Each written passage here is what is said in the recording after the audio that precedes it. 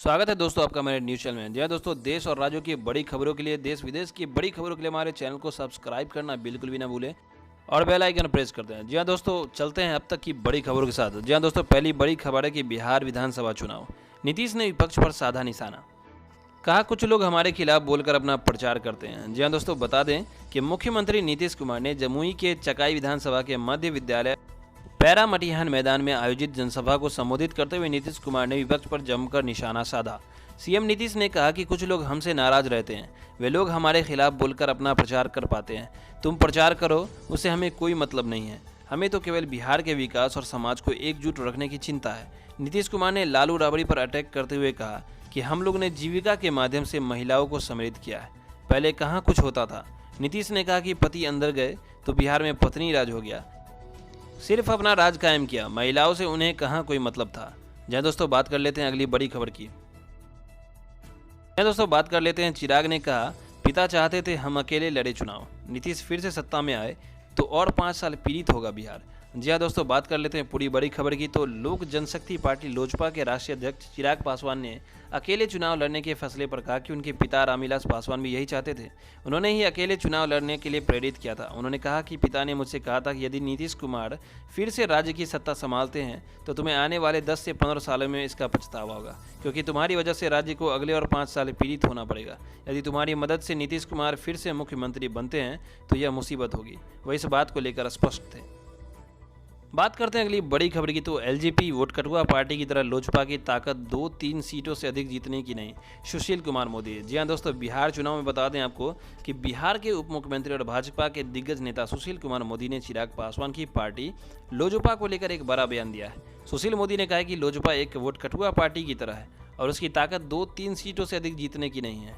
बिहार विधानसभा चुनाव 2020 में लोजपा नीतीश कुमार के नेतृत्व वाले एनडीए गठबंधन से अलग होकर चुनाव लड़ रही है।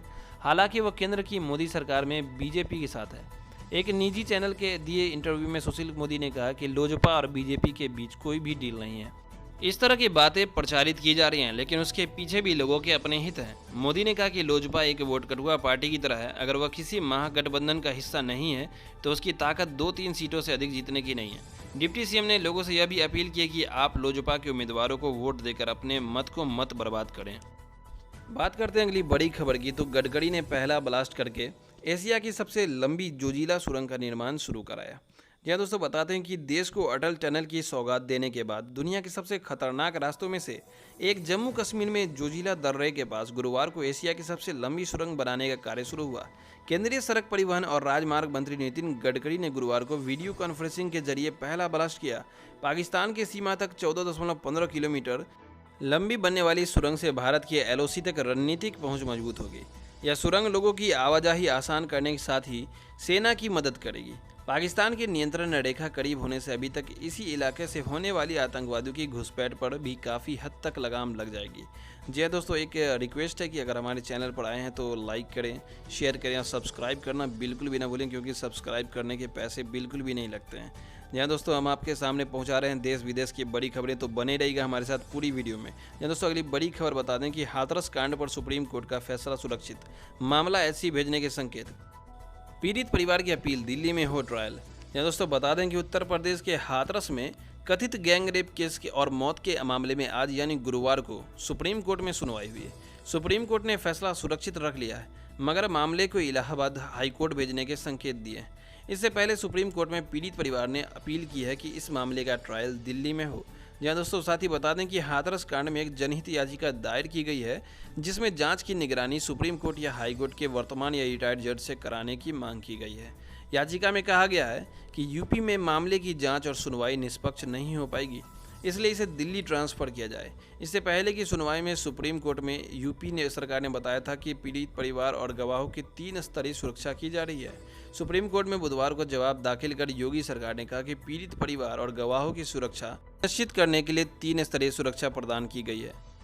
बात कर लेते हैं उसके साथ अगली बड़ी खबर की। तो 7 महीने बाद पटरी पर दौड़ेगी तेजस एक्सप्रेस, 10 लाख का बीमा और नवरात्र में व्रत वाला खाना समेत ये होगा खास।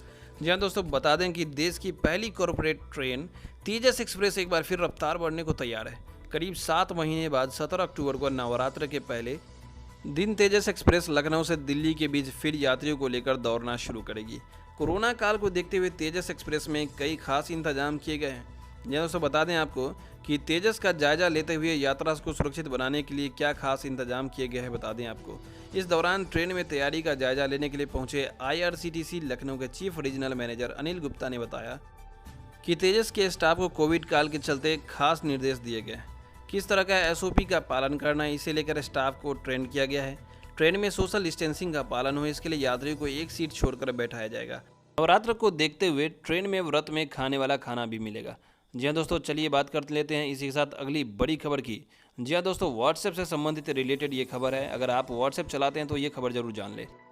जी हाँ दोस्तों, बता दें कि व्हाट्सएप पर आपको ब्लॉक किया तो अब चल जाएगा पता। जानिए आसान तरीका। जी हाँ दोस्तों, आपको बताने वाले पूरी खबर जानने के लिए हमारे चैनल पर बने रहें। इन दिनों व्हाट्सएप पर एक दूसरे को ब्लॉक करने का चलन खूब चल रहा है, जिसका यूजर्स को पता भी नहीं चलता है कि जिसका नोटिफिकेशन नहीं मिलता है।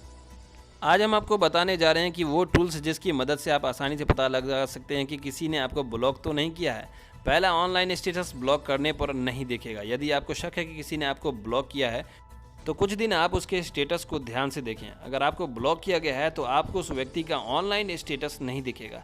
दूसरा, ब्लॉक करने पर नहीं दिखेगी प्रोफाइल पिक्चर। यदि आपको कोई व्हाट्सएप पर ब्लॉक कर देता है और आप उसके मैसेज करने के लिए चैटिंग बॉक्स खोलते हैं तो आपको उसकी प्रोफाइल पिक्चर दिखाई नहीं देगी। ऐसा भी कई बार होता है कि आप चैटिंग बॉक्स खोल रहे हैं और उसमें सामने वाले की पुरानी फ़ोटो दिख रही है, तो समझ लीजिएगा कि आपको ब्लॉक किया गया है। बात कर लेते हैं अगली बड़ी खबर की। तो रिलायंस जियो का postpaid plus plan 300 GB data के साथ मुफ्त मिलेंगी ये सर्विसेज। जी हाँ दोस्तों, जानने के लिए बने रहे हमारे चैनल पर। जी हाँ दोस्तों, आपको बता दें कि रिलायंस जियो ने हाल में अपने लेटेस्ट जियो पोस्टपेड प्लस प्लान लॉन्च किया है। जियो का ये प्लान 399 रुपये से होकर 1499 रुपये तक का आता है। जियो पोस्टपेड प्लस प्लान की खासियत है कि कंपनी इसके सभी प्लान के साथ पॉपुलर OTT प्लेटफॉर्म जैसे नेटफ्लिक्स, अमेजन प्राइम और डिज्नी प्लस हॉटस्टार का सब्सक्रिप्शन मुफ्त में दे रही है। 1499 रुपये वाला जियो पोस्टपेड प्लस प्लान रिलायंस जियो का 1499 रुपये वाला जियो पोस्टपेड प्लान प्लस एक बिल अवधि के लिए वैध है। इसमें जियो 300 GB high speed data offer कर रही है। इस प्लान में 300 GB डाटा खत्म होने के बाद यूजर्स को 10 रुपये प्रति GB के हिसाब से डाटा मिलेगा। जियो पोस्टपेड प्लस प्लान में यूजर्स 500 GB तक डेटा रोल ओवर करा सकता है। इस प्लान में फैमिली प्लान यानी एडिशनल सिम कार्ड्स नहीं दिया जाएगा। जी हाँ दोस्तों, अगली बड़ी खबर की तरफ बढ़ते हैं। बात करते हैं ट्रंप की। राष्ट्रपति ट्रंप ने कहा, मेरे हारते ही 20 दिन में चीन कर लेगा अमेरिका पर कब्जा। अमेरिका में राष्ट्रपति चुनाव जल्द ही होने वाला है। राष्ट्रपति ट्रंप के सामने इस समय डेमोक्रेट पार्टी के उम्मीदवार जो बिडेन अच्छी खासी चुनौती पेश कर रहे हैं। ऐसे में अमेरिकी राष्ट्रपति ने चीन का मुद्दा उठाते हुए कहा कि वह चीन ने पूरी दुनिया में कोरोना वायरस फैलाया और ट्रंप प्रशासन ही चीन का जवाबदेह बन सकता है। ऐसे में अगर उनकी सरकार फिर से नहीं आए तो 20 दिन के अंदर चीन अमेरिका पर कब्जा कर लेगा। क्या दोस्तों, कैसा लगा हमारा समाचार तो जरूर बताइएगा कमेंट करके। देश दुनिया की बड़ी खबरों के लिए हमारे चैनल को सब्सक्राइब बिल्कुल